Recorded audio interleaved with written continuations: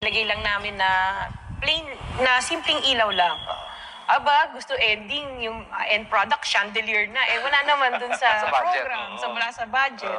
Minsan ang hirap nilang Apurado ka pa. Yes. Minsan ang hirap nila sumunod sa mga bill of quantities. Kaya sabi namin, ang hirap nito, doon na lang tayo sa City Hall noong time na yun. Ano yung naging parang gateway para gumanda ang buhay ninyo?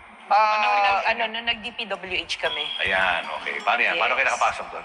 Bali, nakapasok kami doon, nag-bid lang at saka nagkaroon ng opportunity at ginanda lang namin po ang gawa namin, tuloy-tuloy. Maliit na project to. Malit lang po, hanggang lumaki ng lumaki, hanggang nagtuloy-tuloy po ang mga experience namin, hanggang naging malalaki na po yung mga Ano projects yung namin. nakuha yun sa DPWH? Di ba ang daming, sabi nga Bidding. namin, madaming bidding, date, mga ganun. Yes. Ay, Hindi, wala. bid Wala, lang po. wala. Oo, Bidding. Ano kayo nakalusot doon sa bidding? Yung prices namin, lower than Lower. the... Yes. Mga gano'ng kadaming project nyo sa isang taon?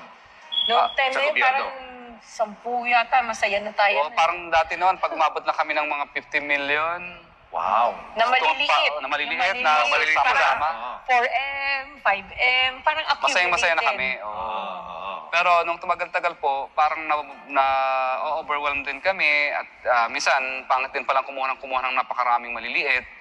Parang mas maganda pala na kumuha ka na lang ng Isang kahit malaki. mga isang malaki o dalawang malaki para yung pagbabantay at monitor mo, dalawa lang halos. Kaysa kumuha ka ng 10 malilit na tag 5 million o di ka tag 10 million. So yung management mo, hindi ka nang karami at hindi rin karami yung set na equipment na pwede mong gamitin sa... Pati documentation niya. Pati documentation niya, mahirap pag masyadong marami. Anong malaking project ang nagawa nyo na nagpabago ng buhay nyo? Actually, marami eh. Kasi Marami. nagsunod-sunod eh. Sunod-sunod na. Nagsabay-sabay pa nga eh. Oo. Tapos, dahil sa mga ahensya ng gobyerno, hindi ko mo naman talaga kailangan ng sobrang laki ng puhunan kasi may mobilization naman po yan. So, yun lang naman piniikot namin ng piniikot at may tulong ng kapirasong tulong ng bangko. Yun lang po. Saka importante yung trust nila sa inyo. Yes. Hindi dapat masira. Opo, Yes opo. po. So yun na, nakapagawa na kayo ng mga sunod-sunod na project. Paano nabago nito yung buhay ninyo? Ano mga changes na nangyari?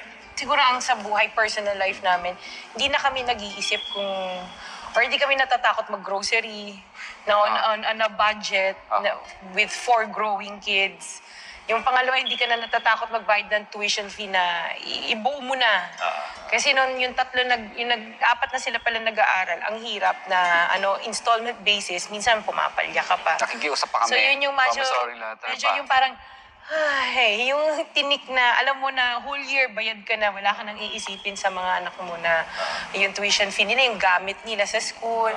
No, hindi ka dun sa sale, bibili kasi alam mo, may budget ka naman. Oo. Tapos sa employee side din namin. No? Sa employee side namin, syempre, the more nagmaganda na sumusunod na kami na Nadadagdagan sila. sumusunod sa batas. Kasi kadalasan po kasi ng ibang mga construction company, palibasa ang tawag nila doon ay project-based.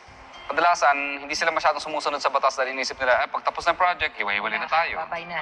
So sa amin, hindi po. Ang ginawa namin, dahil tuloy-tuloy naman yung mga project namin, talagang ginagawa namin regular kaagad ang namin, mga Employees. tao namin. At Yes. binibigay namin kung anong government requirements na makasunod ka sa batas. At Oo. katunayan, nilalagpasan pa namin kung ano ang wala pa sa government requirements, dinadagdagan pa namin ng iba't ibang uri ng mga benefits yon, katulad ng insurance, healthcare, at saka other benefits pa po. Yun ang way din ng pasasalamat namin